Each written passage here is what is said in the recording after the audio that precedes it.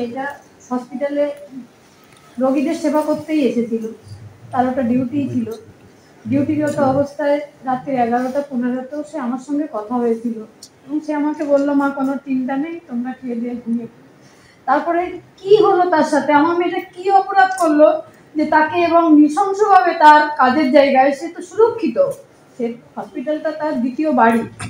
আমি তো তাকে বলতাম হসপিটালের গেটে ঢুকে যাবি, আমাকে একটা ফোন করবি, আর আমার কোনো চিন্তা থাকবে না। সেখানে তার সুরক্ষিত জায়গায় তার কি হলো? এরকম নৃশংসভাবে তাকে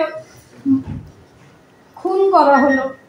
হসপিটালে তাহলে কি তৈরি হচ্ছে আজকে? ডাক্তাররা কেন তাকে এভাবে নির্মম হবে? সেখানে কি ডাক্তার তৈরি হচ্ছে? আর আমাদের দেশে মহিলারা কি কাজের জায়গায় সুরক্ষিত? এটা আমি আজও জানতে পারলাম না যে আমার মেয়ের সাথে সেই রাতে কি ঘটেছিল। এত যন্ত্রণা, এত তিল করে আমি প্রতিনিয়ত শুধু আমার নিজেকেই কোশ্চেন করি, কি হলো তার সাথে? আমার মেয়েটা কি এমন অপরাধ করলো যে তাকে এইভাবে নির্মমভাবে মারা হলো? সে তো তার স্বপ্নের জায়গায় ছিল, ওখানে আর্জি করে চান্স পেয়ে, এবং তার অনেক স্বপ্ন ছিল, তার স্বপ্নগুলো সফল হতে দিল না। কই দুষ্কৃতীরা তার স্বপ্ন চোখ দিয়ে রক্ত বার করে ছাড়লো। কেন এই নির্মম পরিস্থিতি হলো?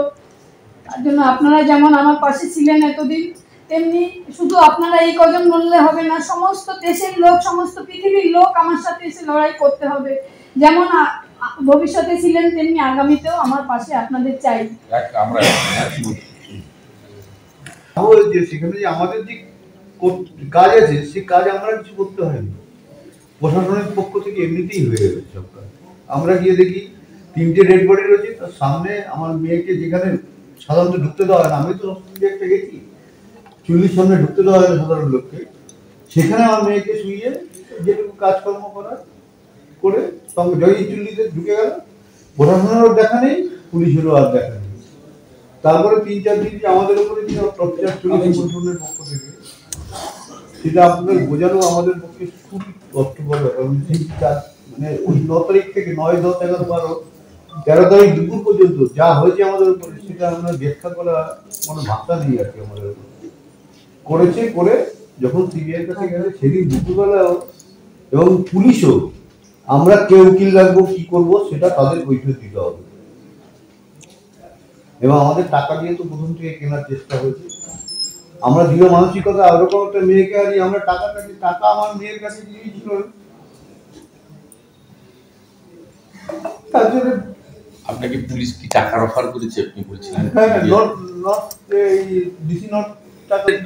পানিশমেন্ট দেওয়ার জন্য, আরেকটা আর্জিকর হলে পানিশমেন্ট দিতে চান অপরাজিতা বিল, সেইটাই বলেছে। আমাদের সামর্থ্য আছে, না আপত্তি নেই।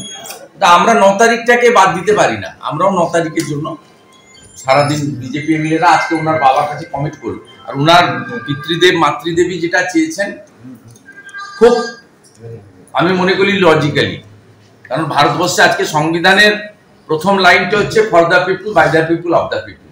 উনি বলছেন জুডিশিয়ারির লড়াই হবে। জুডিশিয়ারি তো একটা স্তম্ভ কনস্টিটিউশনের, কিন্তু কনস্টিটিউশনের মেন থিমটাই হচ্ছে for the people, by the people, of the people. অতএব উনি বলেছেন আপনারা জনগণকে নিয়ে এই অন্যায়ের বিরুদ্ধে এবং বিচারের দাবিতে লড়ুন। আমরা আজকে সব বিজেপি ওনার পিতৃমাতৃদেবীর সামনে ডক্টর বাবা সাহেব আম্বেদকরকে স্মরণ করে আমরা কমিট করছি, অঙ্গীকার করছি যে আমরা জনতা দরবারে নিয়ে যাব এবং এই জঘন্য, নির্মম, বেদনাদায়ক ঘটনাটাকে ভুলিয়ে দিতে আমরা দেব না। আমরা